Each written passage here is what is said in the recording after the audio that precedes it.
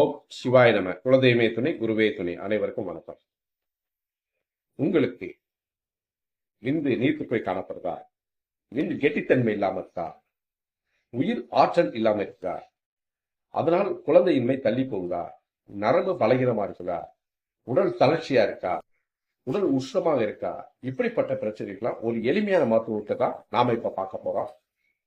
இந்த மாதிரி பிரச்சனை உள்ளவங்களுக்கு நான் சொல்ற முறைப்படி இந்த மருத்துவத்தை நீங்க செய்து மருந்தை செய்து சாப்பிட்டு வரும்போது பார்த்தீங்கன்னா ஒரு 48 நாள்ல உங்களுக்கு மிகவும் அற்புதமான பலன்களும் உங்கள் உடலில் ஏற்படக்கூடிய மாற்றங்களும் நீங்க கண்கூட காணலாம். அப்படிப்பட்ட ஒரு எளிமையான மருத்துவத்தை பற்றி பார்க்கலாம்.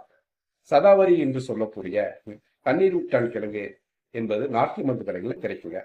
அது ஒரு கிழங்கு தான். அந்த கிழங்கு வந்து பார்த்தீங்கன்னா காய வச்சு சிறு சிறு துண்டுகளாக கடைகளில் கிடைக்கும். அந்த கிழங்கு ஒரு 100 கிராம் வாங்கிக்கோங்க. அதற்கு தகுந்தது போல கடுக்காய், நெல்லிக்காய், தாண்டிக்காய், சுக்கு, மிளகு, திப்பிலி இப்படி சொல்லக்கூடிய ஒரு 6 பொருள், அதாவது திரிபாலா, திரிகடுகு என்று சொல்லக்கூடியார்கள். இதை வந்து ஒரு 50 கிராம் தான். திரிபாலால ஒரு 25 கிராம், திரிகடுகுல ஒரு 25 கிராம்.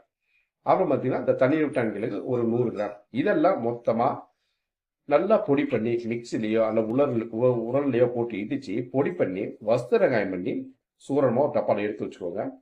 இந்த 150 கிராம் தேவையான அளவு பனங்கள் கண்டு வாங்கிக்கோங்க. பனங்கள் கண்டு நல்லா மிக்சியில போட்டு பொடி பண்ணி பவுடர் ஆக்கிக்கோங்க. இது ரெண்டையும் ஒன்னா கலந்து வச்சுக்கிட்டு சாப்பாட்டுக்கு பின்பு காலை மாலை 2 வேளையும் 1 டீஸ்பூன் நீங்க வாயில போட்டு சாப்பிட்டு வரலாங்க. அந்த உமிழ்நீரோட நீங்க உள்ள முழுங்கும்போது பார்த்தீங்கன்னா அற்புதமான பலன்கள் கிடைக்கும். அது மட்டும் இல்லாமல் பார்த்தீங்கன்னா பாலுலையும் சாப்பிடலாம்.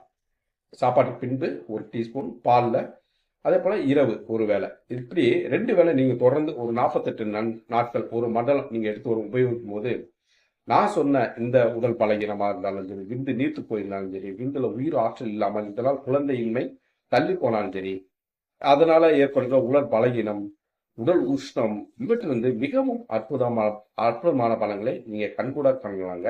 அற்புதமான ஒரு எளிமையான மருத்துவத்தை நாங்கள் பார்த்துருக்கோம். முடிஞ்சா செஞ்சு பாருங்க. நன்றி, வணக்கம்.